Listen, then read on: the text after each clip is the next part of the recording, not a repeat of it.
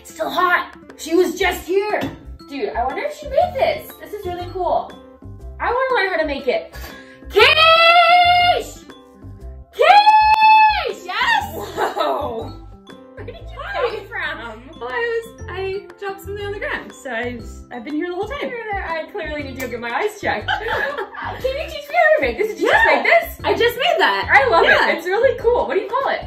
It's like a paper chain wall hanging. Oh, I love that. I have like an empty spot on my wall that I need to cover up. So that's cool. Perfect. Can you teach me how to make it? Yeah, I was working on it because I was inspired by the Bible story yesterday. Oh, okay. The Good Samaritan. Okay, yeah. Yeah, so in the story, it showed the Good Samaritan helping out somebody else.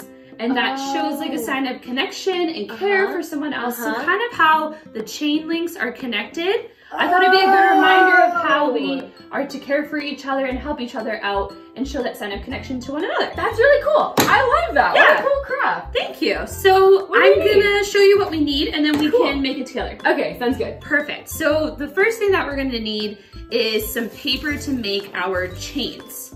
Now I have some construction paper that I used. But if you at home don't have construction paper, you can use newspaper, you can use normal like printer paper. How about magazines? You can use magazines. If your parents say it's okay. Yes. Wrapping paper, whatever you have at home, you'll need some different pieces of paper. And you'll need to cut them into strips, just like this. Cool.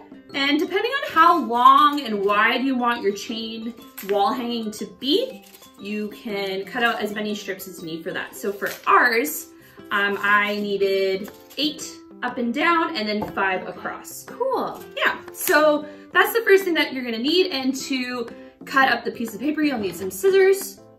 And to make the chains, you'll need some tape or some glue, whatever you have to bind it together. And then the last thing that you'll need is some string to hang it up. Or if you have like a stick, you can hang it on a stick or a rod, whatever works for you. But that's basically it. Wow. Should we get going? Yeah, let's go do it. Perfect. We'll go to it then.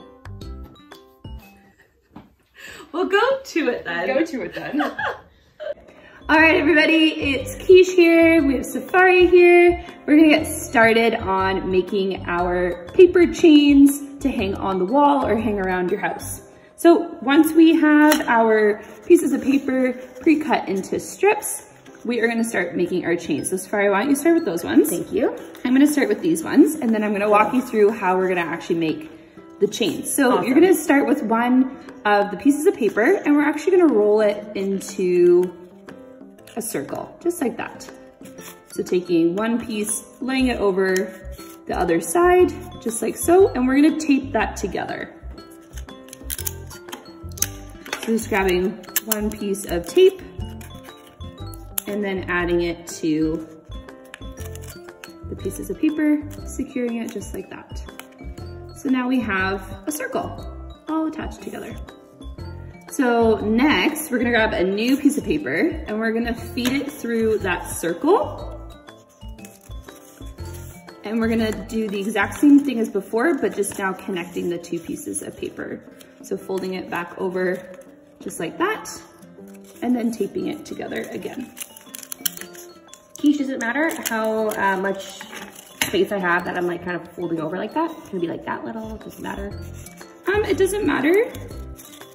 The tighter you do it, the smaller your circles will be. So if you want your chains to be tighter, just like that, you can pull the piece over a little more further. Cool. But if not, then you can have as big or as little spacing in between as you'd like. Awesome, cool. Just like that. So the next thing that we're gonna do is for our one that we're making today, we're gonna do 8 links all the way down. So we're gonna add 6 more pieces of paper and links to this chain, and then we're gonna go from there.